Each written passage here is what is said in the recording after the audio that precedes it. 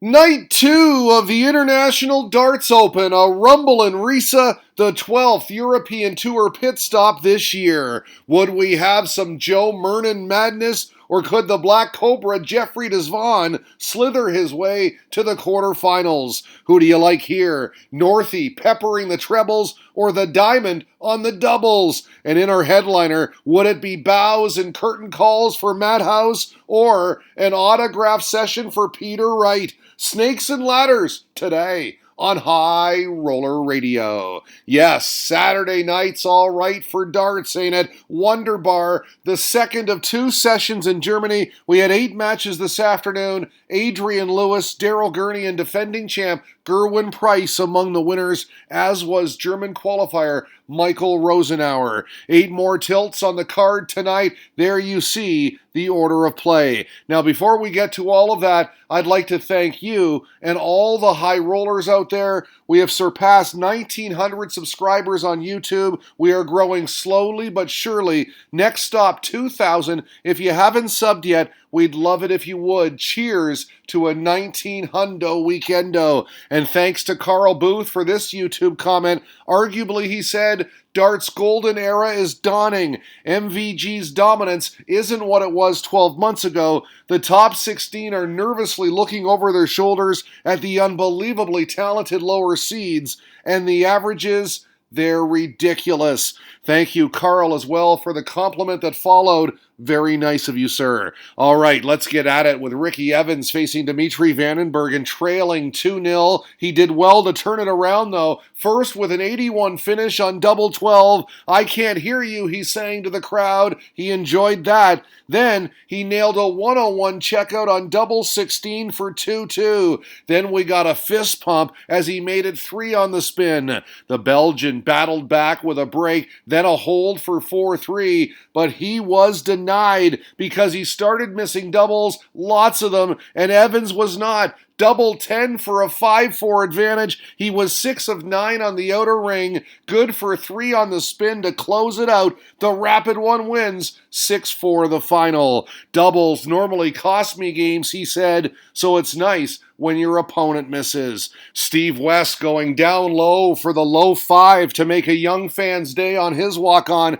Jamie Hughes, meantime, went up high for applause for the entire arena, and he jumped out to a quick 2-0 lead. Third leg, Yaza bust his score, hitting double 10 instead of double 6, and West capitalized on double 12. Caught a break there. He then pinned tops for 2 apiece, back in it, and leading after this. Another leg, 3 in a row. There was no let-up either, as he continued on with big scoring and solid finishing, had 5 180s, and you can make the final 6-3. My doubles were good, he said. I'm settling down now, and I'm focused. We got flashing lights and techno music for German qualifier Stephan Seidman's walk-on. He was on stage, ready for Johnny Be Good and Johnny Clayton, the Welshman, the heavy favorite, but quite the opening salvo from Seidman. A 13-dart break of throw, game on. He then pinned double 16 for 2-0.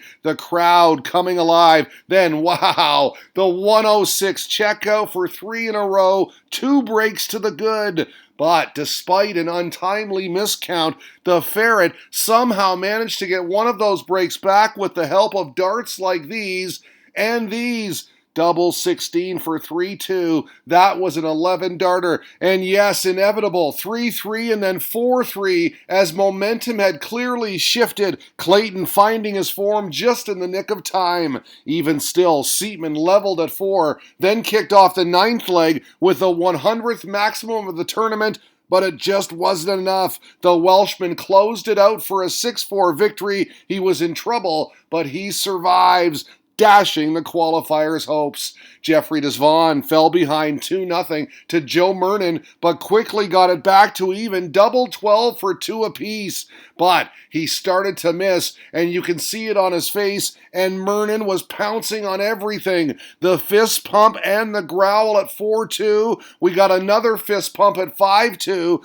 The Black Cobra did claw it back to 5-4 with the next 2, but Murnan was magnificent. Had a 116 161 checkout along the way and held his nerve in the ninth leg for yet another fist pump. Why not? He hasn't played on the Euro Tour for almost 2 years, and now he's off to Sunday. 6-3, he takes it, and look what it means to him. Flex those muscles, sir. Get in, he said, suggesting anything is possible this weekend. Wonder if Vaughn Balin is thinking the same thing. A qualifier can win this. Why not? Joe Cullen being sure to fit everybody in on his entrance. He went all the way down the first row. We pick it up all square at 3 with Vaughn Balin on tops. No problem. Rockstar countered for 4 apiece and some H2O. Tight contest this. Cullen upped his scoring, but the qualifier was clutch here. The 74 finish, no mistake, that was brilliant.